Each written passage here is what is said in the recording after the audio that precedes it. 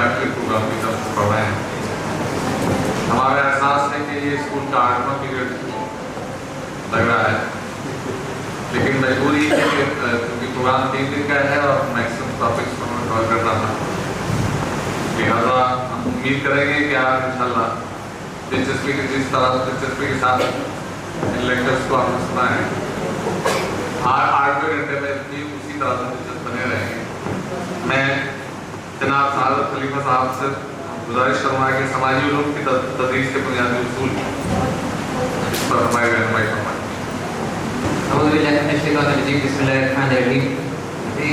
शकील साहब कह रहे थे कि ये 8वीं घंटी है, लेकिन मुझे अपने स्कूल की याद आ गई। स्कूल में बताया था कि मतलब जो लास्ट पीरियड होता था, और मैं गवर्नमेंट स्कूल से पढ़ाई किया हूँ कन्नड़ा मीडियम, लास्ट पीरियड जो है वो पीटी पीरियड होता था। अब उस पीरियड में क्या होता था कि सोशल साइंस टीचर जो है आ जाते थे। अब जो है मुझे वही सोशल साइंस कैसे पढ़ाना है, 8वीं घंटे में मुझे प्रेजेंट करना है। तो पहले हम एक्चुअली एक छोटा सा वीडियो देखते हैं, क्योंकि अभी अखलाक पर और एक बेहतरीन गुफ्तगू को हम मौलाना से समाप्त करवा रहे थे। मैं दानी से गुजारिश करूँगा कि वो वीडियो प्ले करें। वीडियो प्ले करने से पहले मैं एक्चुअली सर का मैं तारुफ नहीं जानता हूँ। मैं नीचे बैठ के आपको सुन रहा था बहुत सारी चीज़ें मैं रिफ्लेक्ट भी कर रहा था। 2 चीज़ें मैं ऐड करना चाहता हूँ कि सर ने जो चीज़ें कही यानी इमेजिनेशन के कॉन्टेक्स्ट में। अभी जो जैसा हम टेक्नोलॉजी को इंटीग्रेशन, जैसा एनईपी के हवाले से मैंने एक पॉइंट बताया था दोपहर में कि टेक्नोलॉजी का इंटीग्रेशन टीचिंग में, आप टीचर्स से टेक्नोलॉजी का इंटीग्रेशन करते हैं। जब कोविड हुआ था सब टीचर्स ने क्या किया कि अपना स्क्रीन ऐड किया और उसमें कुछ क्रिएटिविटी नहीं, जैसे हम यहाँ पोडियम पे खड़े होकर जैसे टीच करते हैं, हमने सिर्फ स्क्रीन ऐड किया और हमने कहा कि टेक्नोलॉजी इंटीग्रेट हो चुका है। तो ये था, तो मतलब टेक्नोलॉजी को इंटीग्रेट करने के लिए बहुत सारे तरीके हो सकते हैं। एक ये है कि हमारे एक दोस्त हैं जिनका नाम सदाकत है, कॉलेज ऑफ सोशल साइंस में वो काम करते हैं। उनके साथ में हमारा एक्चुअली एक CIET, एक central institute of education technology NCRT, यहाँ जाने का मौका मिला। वहाँ पर डॉक्टर रिजाउल करीम हैं, उन्होंने हमको जो है क्या कहते हैं, जो पेड़ की जो जड़ होती है ना, रूट, अब रूट को लेकर साइंस में एक लेसन होता है। उन्होंने हमको मतलब जो है उसका एक खूबसूरत दौरा कराया। यानी वो एक जो VR होता है ना, जो ग्लासेस आप पहनते हैं, और वो VR पहनकर हम लोग जो है रूट के अंदर इमर्स हो गए थे। मतलब ये ऐसा लग रहा था कि मैं ऐसे तैर के जा रहा हूँ रूट के अंदर। तो अब हो सकता है कि मतलब आने वाले दिनों में वो टेक्नोलॉजी जो है अगर स्कूल लेवल पर अगर इंट्रोड्यूस करें गवर्नमेंट, तो मतलब एक बहुत बड़ा एक इनकलाब आ सकता है। और लर्निंग जो है काफ़ी जो है एक लर्निंग एक्सपीरियंस है वो एक काफ़ी डिफरेंट होगा, वो इमर्सिव होगा। जी, तो इमर्सिव मतलब ये कि आप उसके अंदर घुस जाते हैं। एक और कॉन्सेप्ट है जैसा मेटावर्सिटी, जैसे यूनिवर्सिटी है, फिजिकल यूनिवर्सिटी, जैसा Delhi university, Jamia Millia, physical university. मेटावर्सिटी क्या है कि मतलब बियॉन्ड यूनिवर्सिटी है, जो कोई एग्जिस्ट फिजिकल वर्ल्ड में वो एग्जिस्ट नहीं करता है, बल्कि वो मेटा में एग्जिस्ट करता है। उसमें वो क्या करेंगे, अगेन सेम इमर्शन का वो टेक्नोलॉजी यूज़ करेंगे। मिसाल के तौर पर आप सोशल साइंस में हड़प्पा मोहनजोदारो सिविलाइजेशन को आप पढ़ाते हैं, सबसे बोरिंग चैप्टर जो है सोशल साइंस में, मैं खुद मतलब समझता हूँ कि वही है हड़प्पा एंड मोहनजोदारो के सिविलाइजेशन का, जिसको मतलब बच्चे यानी कनेक्ट नहीं कर पाते हैं, क्योंकि वो जो सिंधु वैली जो सिविलाइजेशन, मैं इसलिए बोल रहा हूँ, मैं सदर्न पार्ट से आता हूँ। सदर्न रिवर्स डिफरेंट है, वहाँ पर कावेरी, गोदावरी, कृष्णा, ये रिवर्स चलते हैं। अब सिंधु वैली सिविलाइजेशन क्या है, कैसे कनेक्ट करें, उन रिवर्स को हमने कभी देखा नहीं। सिंधु रिवर एग्जिस्ट करती है नहीं करती है पता नहीं है। ऐसे में बच्चे को कैसे पढ़ाया जाएंगे, पढ़ाएंगे आप हड़प्पा एंड मोहनजोदारो। तो मेटावर्सिटी का आइडिया ये है कि वहाँ पर जैसे मिसाल के तौर पर हड़प्पा एंड मोहनजोदारो का अगर कॉन्सेप्ट पढ़ा रहे हैं, वो लोग क्या करेंगे कि आपको वो वर्चुअल रियलिटी के थ्रू आपको उस सिविलाइजेशन में लेके जाएंगे। आपको वहाँ का मार्केट दिखेगा, वहाँ की पूरी जो सिविलाइजेशन है, कल्चर है, पॉलिटिक्स है, लोग हैं, उनका खाना पीना, रहना सहना, कपड़े, वो तमाम चीज़ें आप ऐसे देखेंगे कि आपके सामने चल रहा है। तो एक वर्चुअल रियलिटी जो टेक्नोलॉजिकल जो चेंज यानी एजुकेशन में उसका इंटीग्रेशन यानी एक बहुत बड़ा चेंज जो है ला सकता है आने वाले दिनों में। तो तो साथियों, ये वीडियो प्रेजेंटेशन का 2 पर्पस था। एक तो ये कि इस वीडियो की खास बात ये थी कि इसके अंदर देखो फास्टिंग का पूरा कॉन्सेप्ट, फास्टिंग क्यों, फास्टिंग के ज़रिए से क्या नतीजा आपके अंदर ओवरऑल अंदर से बाहर से दिखाई देगा, ये तमाम चीज़ें भी मतलब कॉन्सेप्ट्स उसके अंदर बताया जा रहा है। दूसरी इम्पोर्टेंट चीज़ उसके अंदर ये भी है कि मतलब बहुत सारी एक्टिविटीज़ उसके अंदर शामिल है, बहुत सारी चीज़ें उसमें ऐसा लग रहा है कि कोई स्टोरी चल रही है, जिसमें पेंटिंग हो रही है, मतलब अलग अलग चीज़ों की, और उसके अंदर टेक्स्ट भी उसके अंदर ऐड किया जा रहा है। ऐसी कई चीज़ों को इंटीग्रेट करते हुए। हाँ, मैं उस पर आ रहा हूँ। सब्र कीजिए, आप टीचर हैं जी।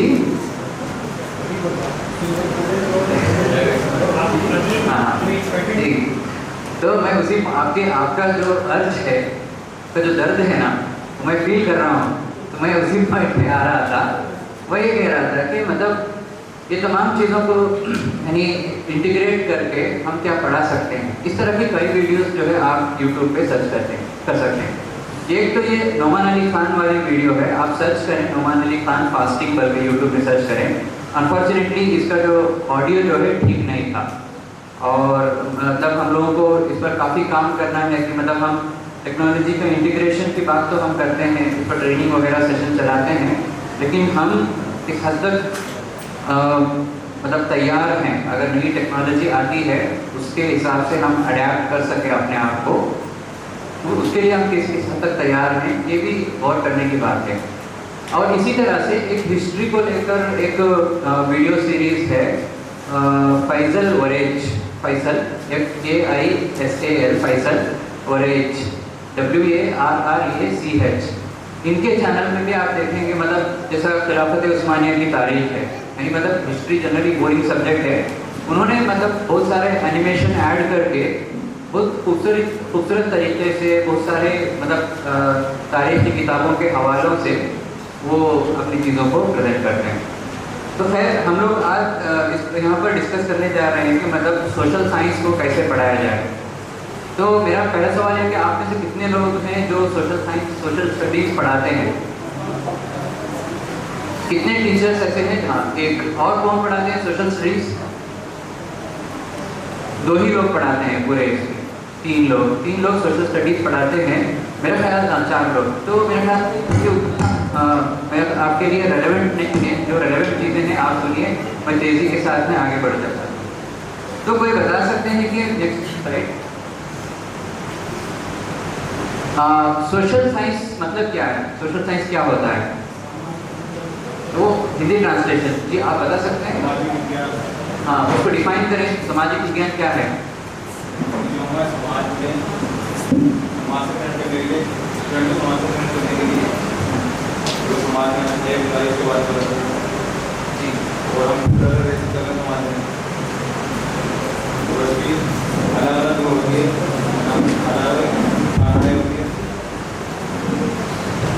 उसके अलग अलग शाख होते हैं, उस पर हम लोग आते हैं। वेरी गुड जी। और कोई बता सकते हैं सोशल साइंस क्या होता है? आप डिफाइन कर सकते हैं?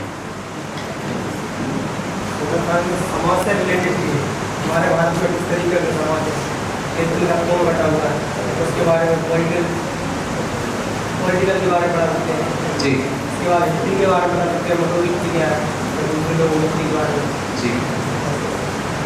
Very good.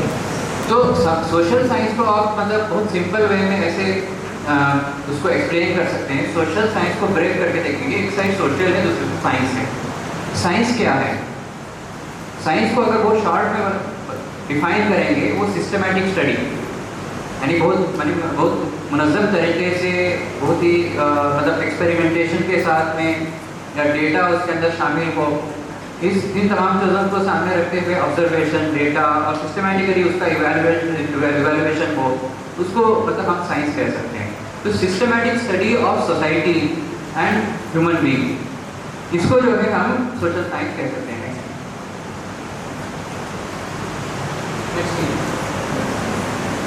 तो इसमें एक चीज़ तो ये है कि मतलब the study of scientific study, systematic study of human society and social relationship, यानी मतलब समाज में जितने इदारे होते हैं जिसमें फैमिली है, रिलीजियन है, इकोनॉमी है, पॉलिटिक्स है, मीडिया है, कास्ट है, ऐसे कई इंस्टीट्यूशंस हैं। इन इंस्टीट्यूशंस के बीच में जो रिलेशनशिप होता है उसकी स्टडी ही जिसको सोशल साइंस कहते हैं। Social science A branch of science that deals with the institutions and functioning of human society and with the interpersonal relationships of individuals as members of society। हम देखते हैं कि आप यहाँ पर आपने कुछ सेशंस में सुना होगा रेनेसां के बारे में, निशात सानिया, जहाँ पर साइंटिफिक रेवोल्यूशन यानी मतलब साइंसी इनकलाब जो है दुनिया में बर्पा हुआ था, यानी जहाँ पर साइंस यानी पूरी तरह से रिलीजियन को मात देकर आगे बढ़ता है। यूरोप का जो इनकलाब है उसको हम रेनेसां कहते हैं। 14वीं सदी से शुरू होता है, 17वीं सदी के आसपास तक वो पूरा प्रोसेस रहता है। तो रेनेसां में एक जो पूरा प्रोसेस था वो यानी मतलब इस पूरे कायनात के एग्जिस्टेंस को लेकर सवाल था, ह्यूमन एग्जिस्टेंस को लेकर, इस पूरे मतलब कायनात क्या चीज़ें हैं, ये तमाम सवाल को लेकर जो है साइंसदान मतलब आगे बढ़े। इसमें जो है आइंस्टीन, न्यूटन, ऐसे कई जो है पॉजिटिविस्ट साइंटिस्ट जो है हमारे समाज में आए और इन्होंने इस पूरे मतलब इस कायनात को किस तरह से समझें उसका एक पूरा तरीका, एक्सपेरिमेंटेशन, और उसके ज़रिए से जो है यानी कई इन्वेंशंस, इनोवेशंस हमारे सामने आए। एक सवाल ये सामने रहा तमाम साइंसदानों के कि हम कायनात के अंदर जो फिजिकल जो चीज़ें हैं, ज़मीन है, ज़मीन के अंदर की चीज़ें हैं, आसमान है, कहकशां है, इन तमाम चीज़ों को हम स्टडी कर रहे हैं, लेकिन ज़मीन पर जो मखलूक रह रही है और उस मखलूक के अतराफ में जो चीज़ें मौजूद हैं उसकी स्टडी को हम क्या करेंगे। तो फिर अगस्त कोम्टे आते हैं। अगस्त कोम्टे जो है सोशियोलॉजी को इंट्रोड्यूस करते हैं। सोशियोलॉजी यानी मतलब पहले वो सोशल साइंसेस बल्कि जिस तरह से फिजिकल साइंसेस है उस तरह से सोशल साइंसेस कोम्टे इंट्रोड्यूस करते हैं। और सोशल साइंसेस में वो खास तौर पर सोशियोलॉजी में काम करते हैं। सोशियोलॉजी में वो सोशल इंस्टीट्यूशंस को एक्सप्लोर करते हैं, जो समाज के अंदर जो इदारे हैं जिसके अंदर family, religion, economy, education, politics, media, ऐसे जो कई इंस्टीट्यूशंस हैं उसके रिलेशनशिप्स को इवेलुएट करते हैं बहुत साइंटिफिक अंदाज से। यानी सच हकीकत क्या है, यानी हम जैसे मिसाल के तौर पर कोई एक समाज है, XYZ समाज है या XYZ कास्ट है यूपी में, उस XYZ कास्ट के वोटिंग पैटर्न को हम जज करते हैं। हम मुसलमान हैं, हम जो है XYZ कास्ट के फलां पार्टी को वोट करने के पैटर्न को हम बिना कोई आधार के हम जज करते हैं। वो एक अनसाइंटिफिक प्रोसेस है।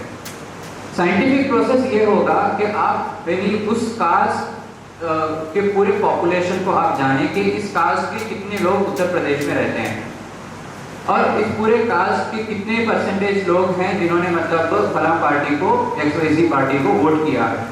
उसके बाद में एक ओपिनियन फॉर्म करना कि फलां कास्ट के लोग फलां पार्टी को वोट करते हैं, क्यों करते हैं, ये सोशल साइंटिस्ट का कंसर्न होता है। तो ये सवालात को एक्सप्लोर करने के लिए यानी मतलब सोशल साइंस के अलग अलग ब्रांचेस को हम एक्सप्लोर कर सकते हैं। नेक्स्ट। तो अगला सवाल है कि कोम्टे का हवाले से मैंने बताया कि मतलब सोशल साइंस जो है कोई यानी मतलब डिफरेंट नहीं है। जिस तरह से फिजिकल साइंस है, फिजिक्स है, केमिस्ट्री है, बायोलॉजी है, तो उसी तरह का एक डिफरेंट साइंस है। इंसानों के बारे में हम पढ़ते हैं, वो इंसानों की दुनिया के बारे में वो सोशल साइंस है। तो क्या आप में से कितने लोग हैं ये मानते हैं कि physical sciences, physics, chemistry, biology ये सोशल साइंस से सुपीरियर है? कितने लोग ये मानते हैं कि फिजिकल साइंस जो है वो सोशल साइंस से ऊपर है? कितने लोग इस बात को मानते हैं? कोई नहीं मानता है। क्यों ऊपर नहीं? आप जस्टिफाई कर सकते हैं कोई भी यहाँ से या यहाँ से वॉलंटरीली। क्यों फिजिकल साइंस यानी मतलब आपका ये परसेप्शन है कि फिजिकल साइंस और सोशल साइंस दोनों एक समान हैं, दोनों की अपनी अहमियत है। Am I right? हाँ, why?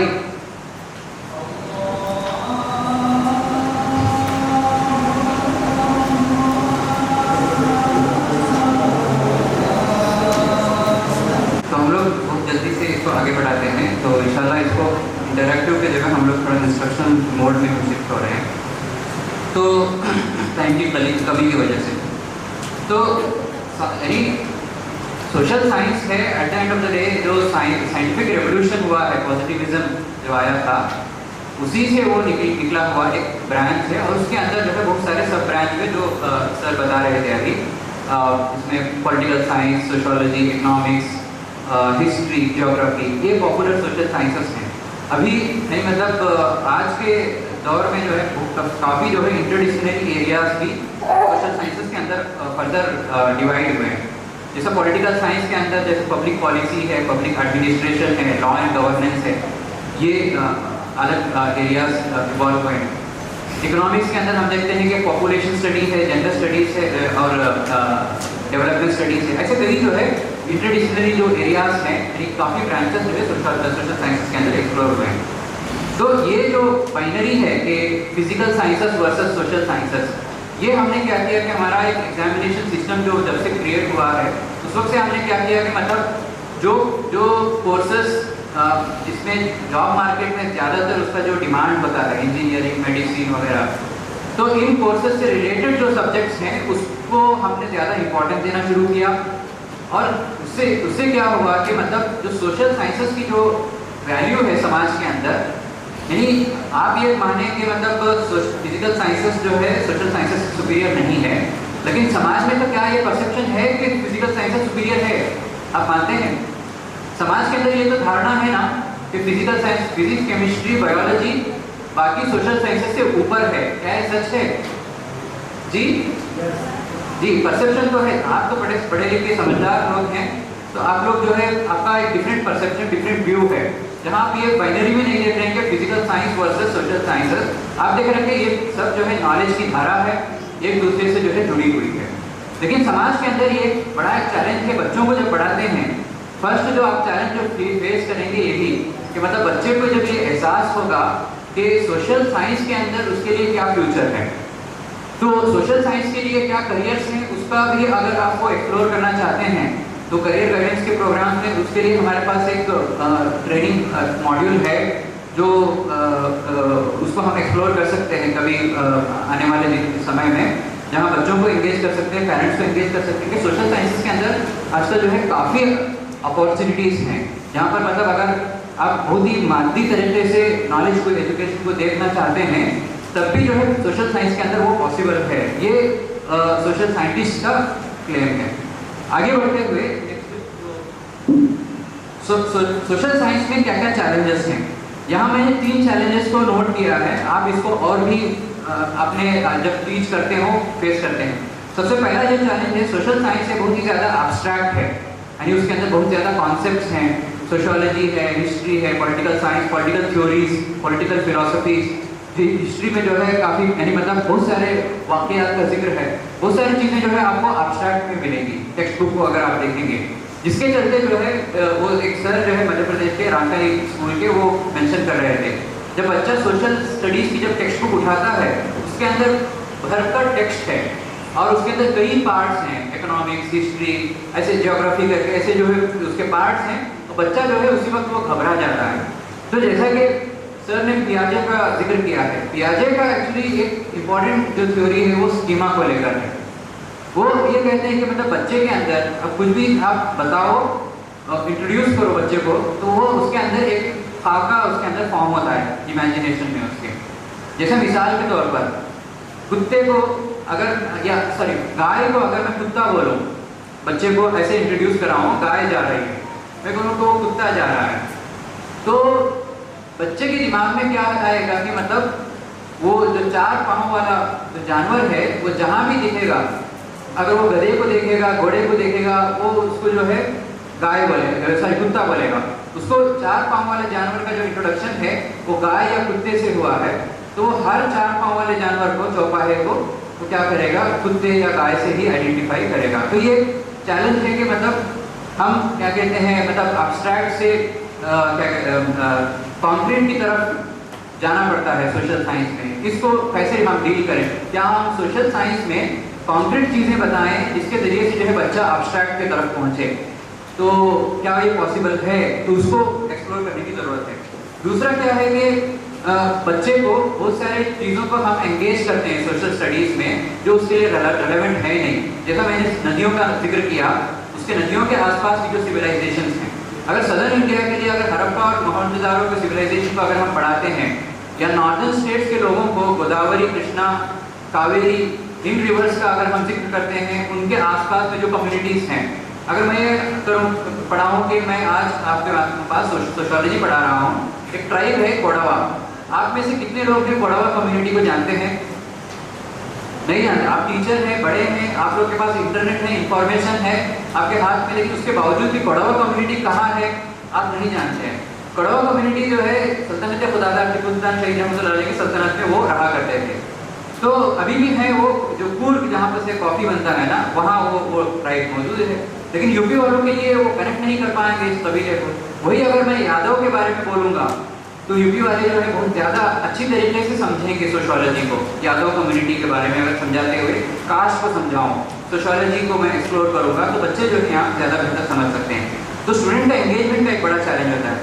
तीसरा जो है road learning versus critical thinking का, यानी सोशल साइंसेस का पूरा जो फंडा है पॉजिटिविज्म ने जो दिया है दुनिया के सामने, वो एनालिटिकल क्रिटिकल थिंकिंग बच्चों के अंदर पैदा हो। बच्चा जो है, बच्चे के अंदर नाते जाना सोच पैदा करे, बच्चा सवाल कर पाए, बच्चे अपने अतराफ देख पाए, ऑब्जर्व कर पाए, सवाल खड़ा कर पाए। लेकिन यहाँ क्या हो रहा है कि मतलब सोशल साइंस में इतना कंटेंट उसके अंदर हम ऐड कर देते हैं कि जिसके चलते बच्चे के पास एग्जाम को सामने रखते हुए रखने के अलावा कोई और ऑप्शन होता नहीं है। नेक्स्ट दो स्लाइड कॉपी सेम हुआ है। Next introduction to teaching social science. सबसे पहला जो तरीका ये हो सकता है कि आप बच्चे को पढ़ाते हैं सोशल साइंस हमको क्यों पढ़ना चाहिए। जैसे यहाँ पर बहुत सारे लोगों ने सोशो इमोशनल लर्निंग की बात की है, तो इवन वैल्यू एजुकेशन के कॉन्टेक्स्ट में भी बात आई कि बच्चे को अपने बारे में समझने के लिए, अपने अतराफ के बारे में समझने के लिए बहुत ज़रूरी है कि वो सोशल साइंस को पढ़े। दूसरा ये कि स्कूल लेवल में ये समझाया जाए, जैसा मैंने एक एग्जाम्पल बताया कि करियर ऑप्शन एक इम्पोर्टेंस हो सकता है कि मतलब बच्चे को ये समझाएं कि मतलब अगर सोशल साइंस करने से आप गरीब नहीं मरने वाले हैं। तो क्वालिटी सोशल साइंसेस यानी मतलब क्रिटिकल थिंकिंग, एनालिटिकल थिंकिंग के साथ में अगर सोशल साइंस बच्चा करता है, उसके लिए काफ़ी ऑर्गेनाइजेशंस हैं, काफ़ी कंपनियां हैं जो हायर करना चाहेंगी। नेक्स्ट, तो मैं आपके सामने यानी बहुत सारे तरीके हो सकते हैं सोशल साइंस पढ़ाने के। मैं 5 तरीके आपके सामने बताता हूँ जो इवन बाकी सब्जेक्ट में भी आप अप्लाई कर सकते हैं। पहला जो तरीका है लर्निंग विद एक्टिविटी, यानी जैसे मिसाल के तौर पर अगर मैं अगेन मैं इकोनॉमिक्स पढ़ा रहा हूँ, इकोनॉमिक्स के अंदर मार्केट का एक कॉन्सेप्ट आएगा। मार्केट क्या है, मार्केट के डिफरेंट फॉर्म्स हैं, कंपटीशन है। मार्केट में जो कंपटीशन होता है ना, जैसा उसके अंदर परफेक्ट कंपटीशन, इकोनॉमिक्स जो पढ़े हैं वो कनेक्ट कर पाएंगे। परफेक्ट कंपटीशन है, ऐसा मोनोपोली है, मोनोसोनी है, ऐसे कई टाइप के मार्केट होते हैं। इन टाइप्स के मार्केट, जैसे मिसाल के तौर पर परफेक्ट कंपटीशन क्या है। परफेक्ट कंपटीशन मतलब ये है कि जहाँ पर बहुत सारे प्रोडक्ट्स हैं, जैसे ये किनले की बॉटल है और इस तरह के मिनरल वाटर के कई जो है कंपनियां हैं जो पानी बेचती हैं, और पानी के खरीदार भी जो है मिनरल वाटर के कई सारे हैं, लाखों करोड़ों में हैं। तो ये पानी का जो मार्केट है ना, ये परफेक्ट कंपटीशन है। बच्चे को ये एक्टिविटी दें, कोई भी एक प्रोडक्ट के बारे में बताएं कि मतलब वो घर में जाकर तलाश करें, अपने मार्केट में जाकर देखें कि कौन सा ऐसा प्रोडक्ट है जो परफेक्ट कंपटीशन के अंदर फिट होता है। और उसी तरह से दूसरा जो है लर्निंग विद एक्ट और ड्रामा। टीचर्स के अंदर एक क्वालिटी बहुत ज़रूरी है आपके अंदर होना, वो एक्टिंग की। Best teacher is one who is best actor, यानी मतलब जो बेहतरीन आपका कलाकार होगा ना, वो बेहतरीन टीचर होगा। हमारे पास होता यह है कि हमारे पास जो टीचर्स हैं उनके पास एक्टिंग स्किल्स नहीं है। बच्चा जो है कैच करता है, बच्चा नोटिस करता है, ऑब्जर्व करता है, देखता है आप कैसे, जैसे मिसाल के तौर पर अगर आप पार्टीशन का पूरा चैप्टर आप पढ़ा रहे हैं हिस्ट्री में, बहुत बोरिंग चैप्टर है, अब आप एज ए टीचर जो है अपने आप को कैरेक्टर में लाइए। समझिए कि मिसाल के तौर पर आप एक बड़ी टोपी पहनकर आइए, शेरवानी पहनकर, बोलिए कि आज मैं मौलाना अबुल कलाम आज़ाद हूँ, या जो है गांधी हम अपना सर तो मुड़वा नहीं सकते हैं, लेकिन डंडा वंडा लेकर तो आ सकते हैं। एटलीस्ट मिनिमम एफर्ट जो है टीचर्स लगाकर एज एन एक्टर आप परफॉर्म करें। और हिस्ट्री और सोशियोलॉजी, इसमें आप एक्टिंग के जरिए बहुत सारी चीज़ों को बच्चों को ये कम्युनिकेट कर सकते हैं। तीसरा जरिया है कंप्यूटर एडेड लर्निंग है, जिसका एक शॉर्ट हमने ग्लिम्स जो है यहाँ पर देखा। ऐसे बहुत सारे तरीके हो सकते हैं। आप वीडियोस का इस्तेमाल करें, यूट्यूब यानी डेटा आजकल जो है बहुत सस्ता हो गया है। डेटा को आप जो है ऐसे ही मतलब रील्स को, शॉर्ट्स को स्क्रॉल करते करते डेटा को ज़ाया करने की जगह आप जो है उस डेटा को बचा के रखें और अपना मतलब एक लैपटॉप अगर फोन वगैरह कनेक्ट करके प्रोजेक्टर के जरिए से 5 मिनट पूरे लेक्चर में, अगर आप 35 to 40 मिनट्स का आपका पीरियड है, उसके अंदर 5 से 10 मिनट का एक वीडियो दिखाइए, स्टार्टिंग में या एंड में या क्लास के बीच में दिखाकर जो है आपका जो लेसन है उसको कनेक्ट करने की कोशिश करें। चौथा जो है फील्ड एक्सपीरियंस स्टडी टूर। अब किसी भी, जैसे मिसाल के तौर पर हिस्टोरिक मतलब मुगल के बारे में पढ़ा रहे हैं, आपको यहाँ मतलब बेहतरीन एडवांटेज ये है कि हमारे लिए जैसे सदन है, हम लोग मैक्सिमम क्या है कि टिप्पू सुल्तान के मज़ार तक जा सकते हैं कर्नाटका में, या जो है बहमनी किंगडम है, आदिल शाही है, बीजापुर है, वहाँ हम जाकर एक्सप्लोर कर सकते हैं कि विजयनगर एम्पायर कैसा था, बहमनी और आदिल शाही सल्तनत कैसी थी, वो देखने के लिए हम वहाँ एक्सप्लोर कर सकते हैं। आपके लिए बहुत सुनहरा मौका है कि आपकी मतलब 150 किलोमीटर में दिल्ली है, अपने जो स्टूडेंट्स हैं उनको लेकर दिल्ली घुमाइए। यानी जो दिल्ली सल्तनत है, स्लेव डायनास्टी है, मुगल है, ये कैसे पूरा ट्रांजिशन हुआ। हुमायूं है, हुमायूं एक बार शेरशाह सूरी ने हुमायूं को भगाया, हुमायूं वापस पर्शिया गया, पर्शिया से वापस आया, वापस आने के बाद में जो है दिल्ली की थार्ड पार्ट जो है बड़ी है, क्योंकि हुमायूं ने क्या लेके आया था अपने साथ, पर्शियन जो आर्टिस्ट हैं, जो पेंटर्स हैं और मिनिस्टर्स हैं, उनको लाने की वजह से जो है आज हम दिल्ली में देखते हैं ना, हुमायूं का जो दूसरा दौर है वो बहुत इम्पैक्टफुल रहा है। ऐसा अगर टीचर एक्सप्लेन करेगा, बच्चा जो है बहुत जल्दी समझेगा। अगर हुमायूं के मकबरे पे जाकर ये सब चीज़ें समझाएं आप, ये जो अंदर जो कब्र में है हुमायूं, ये एक बार शेरशाह सूरी से हार गया था। शेरशाह कौन था? वो मदरसा से फारिग था, यानी एक मदरसा ग्रेजुएट जो है हुमायूं जैसे बड़े एक सुल्तान को हरा दिया, उसको भगा दिया, और वो वापस अफगानिस्तान नहीं जा सकता था क्योंकि वहाँ शेबानी यानी उसी का जो कजिन है उसको, यानी उसका जो अंकल है वो उसको रोक रहा था अपने, यानी मतलब जहाँ से बाबर आया तो वहाँ नहीं जा सकता था, इसलिए उसको पर्शिया जाना पड़ा। ये तमाम जो स्टोरीज हैं आप यानी मतलब फील्ड ट्रिप के जरिए से उसको बच्चों को समझा सकते हैं।